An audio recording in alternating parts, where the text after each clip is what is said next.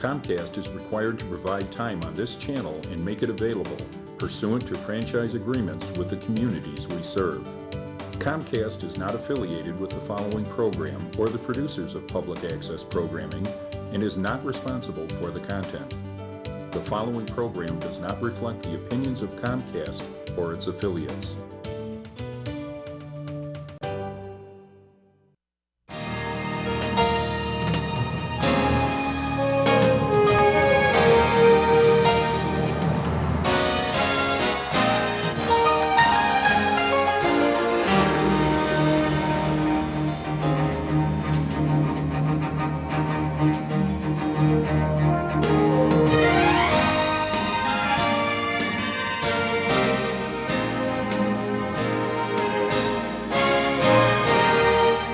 Welcome to another edition of Discover Tinley for this month. Thanks for watching.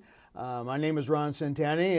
It's brought to you through the services, the volunteer services of the Community Resources Commission. The program is to highlight all the great things that are happening in Tinley Park, the organizations and people that make Tinley Park a great place in which to live. And we all know Tinley Park is a great place in which to live.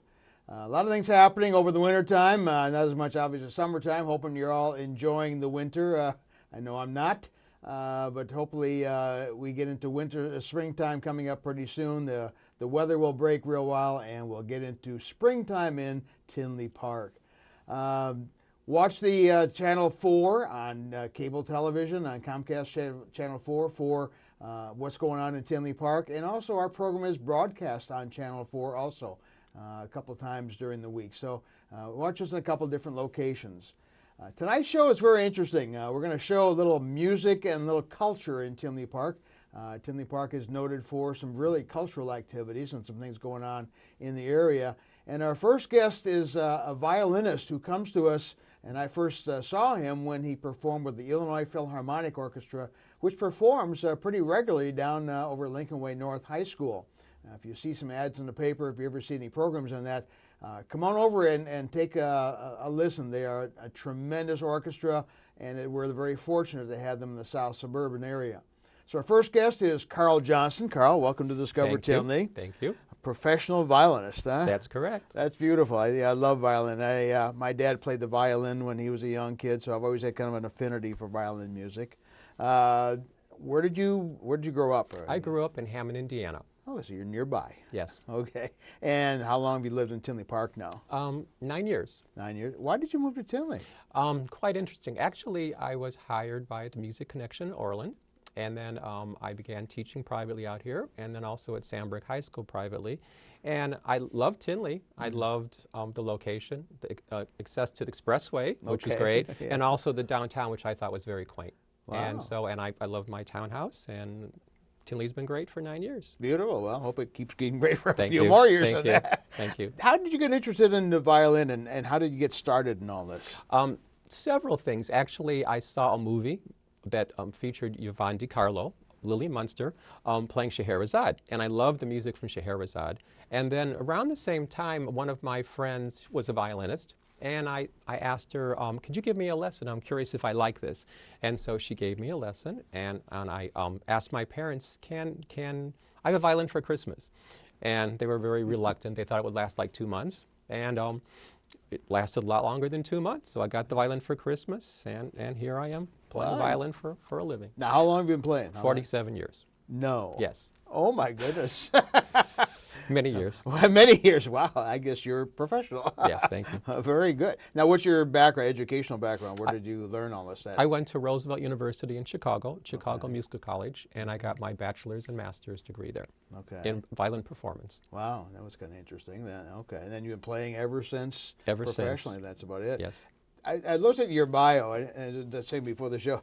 What are some of the people you've played with, and what are some of the past performances you've played with? Sure, many orchestras. I was a sub with Chicago Symphony for 20 years, sub with Milwaukee Symphony for close to 21 years.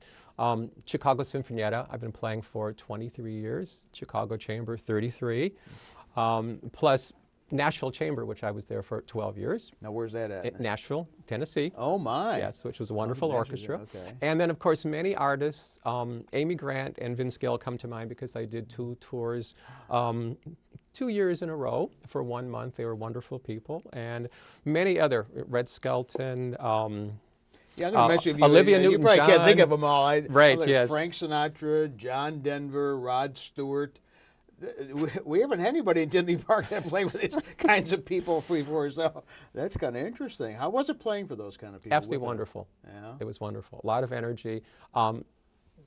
Most were just very, very gracious to the orchestra and all the members of the orchestra. And Amy Grant and Vince Gill, they just went out of their way to take care of us. Yes, everybody was wonderful. Wow.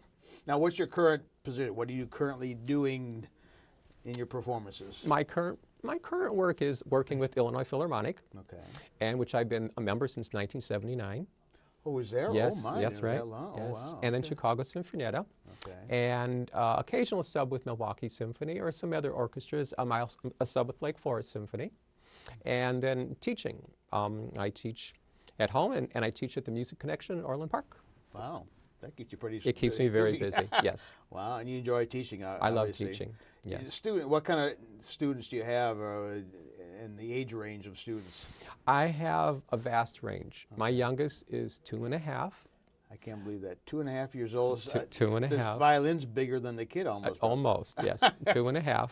And my oldest, I have several adults, but I have students in college also that I teach. So huge range. Wow. That 2.5-year-old, how do you teach somebody like that? I mean, do you go a chord at a time, one string at a time? And, Well, actually, I work Suzuki method with them. okay, you mentioned that Yes. before. What is a Suzuki? I never knew what the Suzuki method Sure. is. Well, Suzuki developed, as he called it, the mother tongue language, how when we learn how to speak, we're not learning by reading. You're learning by ear. So he developed this program that's how you start the violin. So for a student that's very young, 2.5, 3, 4, 5, we start them just physically setting everything up on the instrument, learning how to clap rhythms, to sing songs, and then basically start them on Twinkle Twinkle. They get their hand position and bow position, and we get it going. And then from there, once they get going, then they start learning how to read. Wow. Okay, that's pretty good. And the age range, you go up to how old now? All the way through adults. Is that right? Yes. Okay. Yes. Is a violin an instrument that people are going to? You don't hear much about that. Are kids getting interested in the classical and the string instruments much? Yes, and actually I have to kind of thank Suzuki for getting his program started. It's massive around the country of how many string students there are, violin, cello, viola, and bass. And yeah, so many parents want this as part of their life. Wow, that's interesting. It must be interesting to hear around the house as opposed to a kid wants to play the drums or something like that. Sure. So Yes. play the violin. That's kind of nice. The kinds of you brought some violins here, right? Yes, I did. Can you show us what? I didn't know there was more than one kind of violin. You know, obviously there's all kinds of them. Many kinds of violins. Actually, two examples over here. This violin here is made by Viohm. Viohm was actually like the Stradivari of the French violin makers. And this was made about approximately 1840.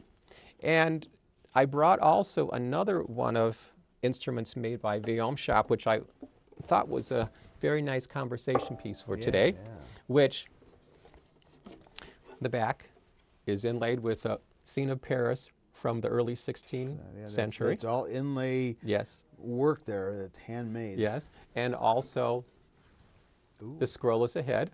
And Viohm worked with one of his makers named Derazay, who decided to make copies of an instrument by a person named Gaspard Duffabagar, who was easy for you to say, who made viols and also lutes in the early 1500s. No violins have ever been found, but so this was made in the style of that instrument. And then I thought today I'd perform on it because it's a unique, very dark, different type of sound than our normal sounding violin, like the Viohm over here. Well, this is actually the first movement of a Haydn G major violin concerto. Okay. Okay. Right. Okay.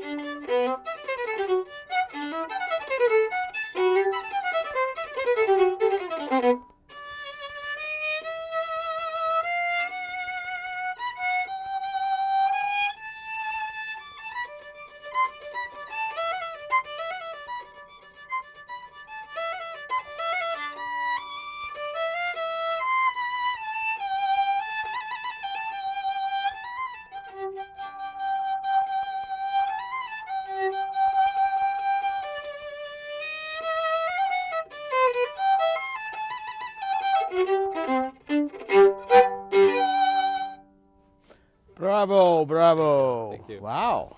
Thank you. That finger movement, it just Yeah, there's finger movement. throws me. How do you do that? Wow, that's fantastic. And that's got a rich sound, like it. That's a Yes. very... All right, we're going to do a little duet now, and hopefully we'll both sound similar, and then we can really play a good performance here. We're going to play a little more Beethoven. more then. Beethoven. Okay, just a couple bars here. Okay. About all I can take tonight here. Okay. Sure. All right. Ready? Ready to go. There we go.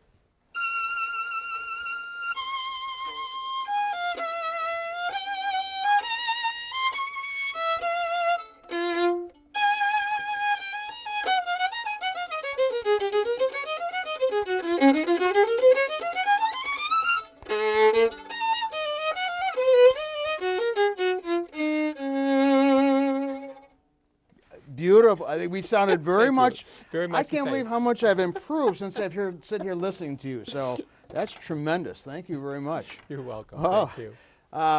Again, thanks for watching Discover Tinley, and we'll see you with the next month. Take care.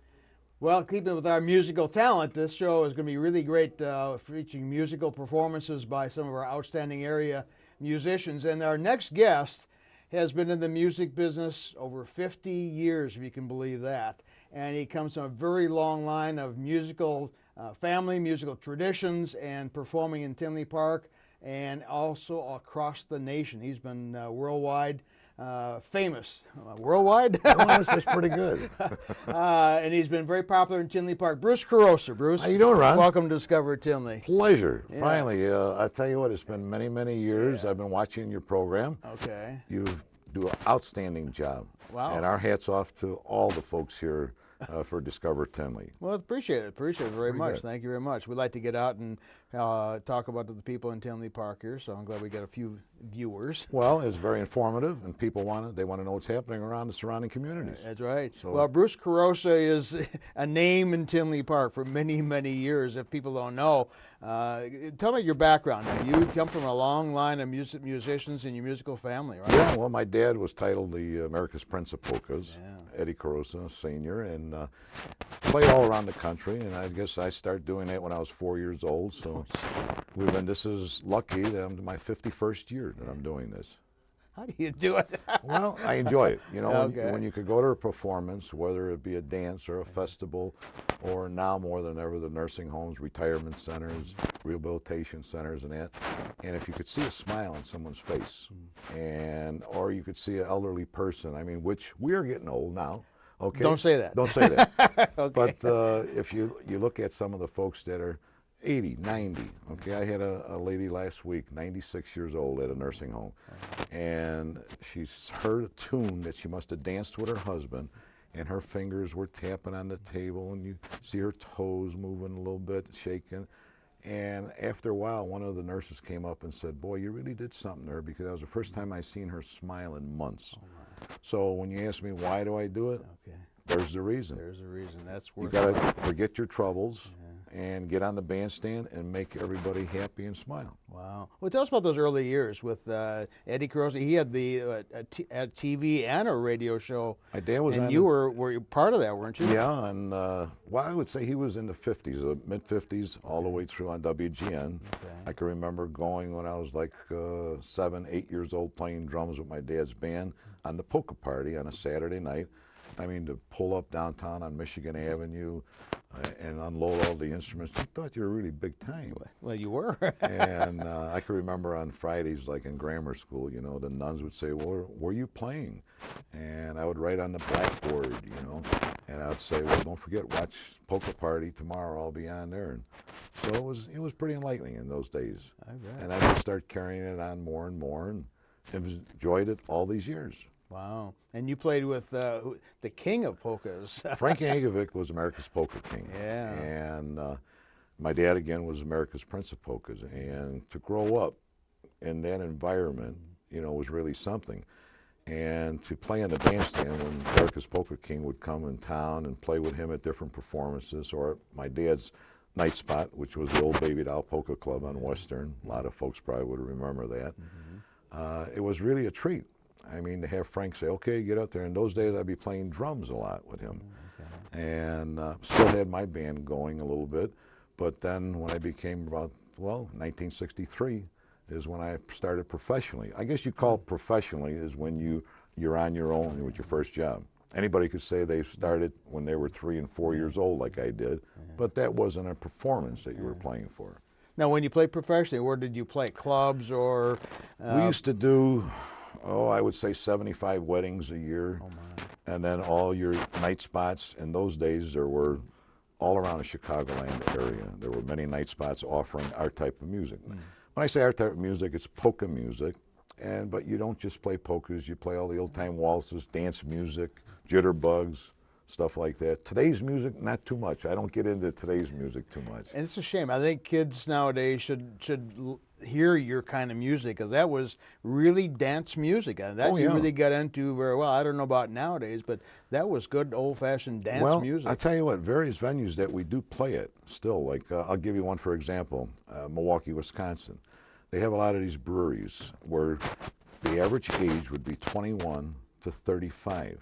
Okay, there's 1,000 people on a Friday night coming out doing the chicken dance and the beer barrel polka. Yeah. So you see what I'm getting at? It's just the different locations, okay, or what maybe those people were brought up with, or maybe they really enjoy just to have a good dinner, a couple of their favorite refreshments, and they're bringing their children and they're dancing doing the polka. I'm glad to hear that. I'm glad to hear that there's some places where it's still something that's listened to and people are enjoying it. Right. And passing it on maybe to their kids. Oh, yeah, and we need more of that. Yes. You need more of that, like any venue, but still, it's been fine. It's been a good 51 years starting now. It's still, I can't believe that. Yeah, me either. Now, tell us some of the places you've played, even across the country. Where are some of the places you've Well, been? I mean, you go all through the states, from Wisconsin to Cleveland, Ohio, to Florida to Arizona. I mean, we play out in Arizona in the wintertime. We'll go to Florida and play a lot of dances. And Still nowadays even? Oh, yeah. Oh, wow. So there's different dances going on all over. You get in the snow belt, we call this the snow belt. So all the people that go to Arizona, well, you know that, as far as Florida or any of the warm climates, they still want to do their dancing. And a lot of afternoon dancing, not anymore in the evenings like we used to start a job at 9 p.m., play till 1. Then the owner would tell you, you better play another hour till 2 a.m. And then if they had a 3 o'clock license, we were still playing till 3 a.m. Well, those days are long and far and few. Thank you.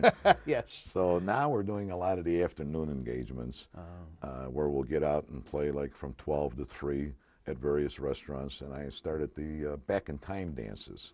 And it's really gone over well now in the last couple of years. So, like, where are you playing those at? Where are those taking place at? It could be at any of our sponsors on our radio show. That we'll have a nice dance hall, and folks will come out and have a dinner, and they'll come out and dance, or maybe they'll just come and sit and listen to the music, and you'll see all the groups starting to form, and it's something for the folks to come out and do. Wow. Well, that's good and nice. Okay. Yeah. And talk about you have a regular radio show. We've been on radio now for the past 31 years. Wow. I've been associated with all the programs for over 50 years, but our own sole radio show, my wife and I have done now for over 31 years on a Joliet station, 1340 AM WJOL.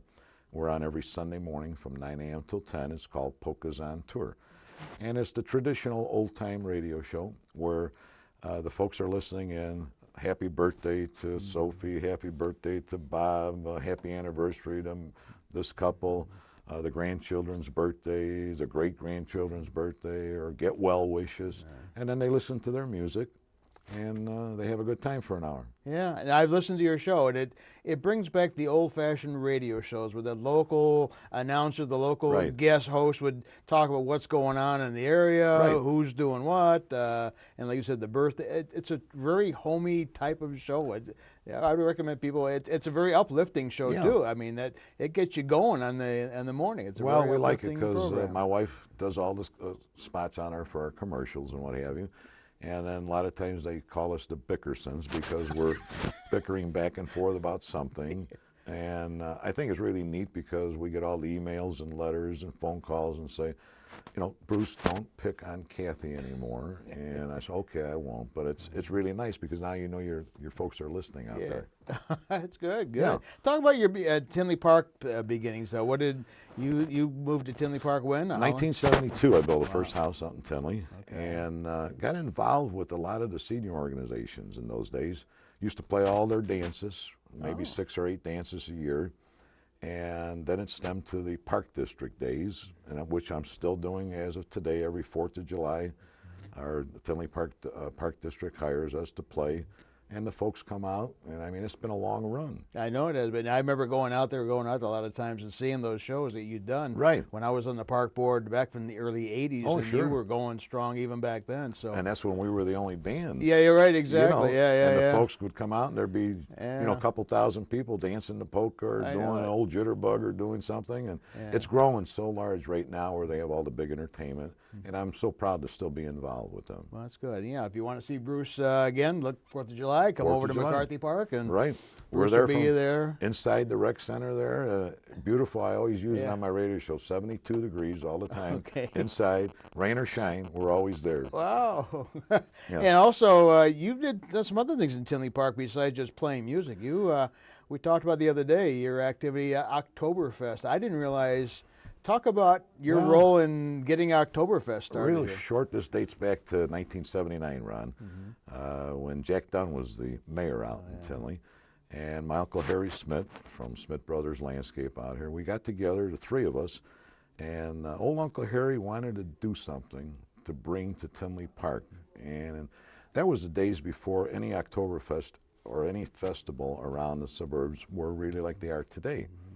And after 6 months of working together with Jack Dunn and telling him we're going to get all the community organizations and get everybody involved so the organizations could make a few dollars on the side, they went for it, and it became one of the biggest things in the south suburbs. Wow. So I was really proud to start that and be one of the originators. Yeah, I didn't realize that you were one of the big originators, you and Harry. I remember Harry. And I didn't realize it was your uncle. So you've got a big history in Tinley Park. Yeah. That was a tremendous thing, Yes, too. it really was. We used to run 4/10 of entertainment going on at one time. And I mean, I had musicians going from rock and roll 50s and 60s. We had the 40s and 50s big time band music. We had the polka music, country and western music. Oh, yeah. I mean, it was one of the biggest festivals in the south suburbs. It was. Yeah. Oh, yeah. It had quite a run there, Yes, too, it really for did. a long time. But that was a tremendous start for Tinley Park. And that really kind of got Tinley Park on the map, I think. Right. For the Well, most they still part. bring their sister city and all the Yeah, time, too. yeah, So yeah. it Oh, really yeah, worked yeah. well. It helped out a lot. Yeah. Wow. So, and currently you're doing the radio show. What else are you doing currently? Well, we're still playing around with all the different performances and what have you. We do a good part of our week is the nursing homes, rehabilitation centers in the afternoons. People love it. A nice 1 hour or 1 hour and a half performance. Okay. And then we have our regular dances as well. Wow. And birthday parties, anniversary parties. Okay. Played last year, I couldn't believe it. We had like about 4 weddings for the year. my. And that was an awful lot. We haven't had that many weddings in years. Wow. But we were fortunate enough that we have played for somebody's wedding 50 years ago. Oh, yeah. Oh, I've played their 40th anniversary, 25th anniversary, and now their 50th anniversary. Wow. So How about playing now? Let's I'd end the show with Bruce Korosa on I'd the love to. accordion I'd playing, love to. and we're going to polka out the show here. all right. Get over here, get your thing. We're going to end the show with thanks for watching Discover Tinley, and if you're at home, start getting ready, get up, get your partner, and start. Maybe we could get somebody here to dance a polka. Well, it won't be me. I know It won't that. be you? It won't be me. Okay. You get that on all right? Yeah, and I just didn't want to get your microphone twisted. Yeah. Do you know how to sing pretty good, Ron? If I started singing, the show would end very quickly. Ready? Roll out the barrel. We'll have a barrel of fun. Roll out the barrel. We'll have the blues on the run. Sing long to ra. sing out a tongue of good cheer. Now's the time to roll the barrel, for the gang's are. Hey, that's the way we do it. That's good. That's good. Thank you, Ron. Beautiful. Thank you for so much for coming to see us. It's been a long time. Yes. Wish I could have had you on sooner, but We'll do it again please sometime. watch for Bruce Korosa, a very big part of Tinley Park and a very big part of the south suburbs, and with his polka music all over the country. Bruce Korosa, thanks for coming to Discover Tinley, and keep up the good work. Thanks again, Ron. All right, take Thank care. you. Thanks for watching Discover Tinley, and we'll see you next month.